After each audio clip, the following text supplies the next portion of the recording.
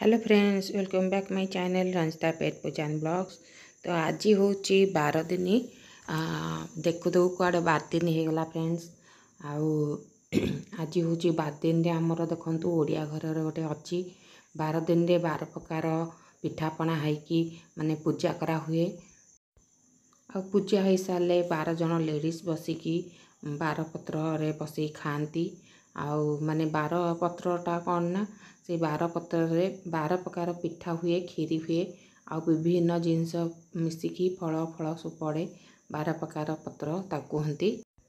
तो ये आम 12 पत्र चलची आमर आम घर माने आम 4 बोहू 3 झील आमर साई पड़सार जो लेडीज मैंने थे से डाकिचु।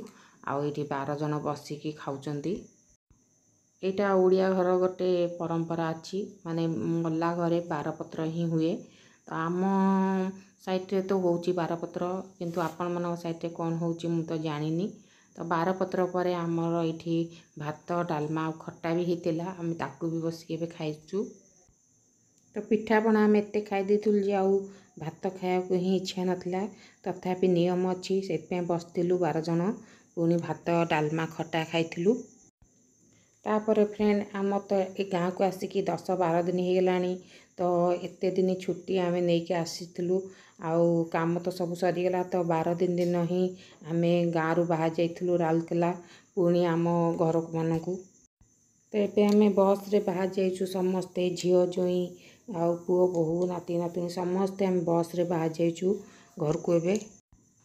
तो ये माने सकाळ टाइम हो गला आम राति रे बस रे बाहर।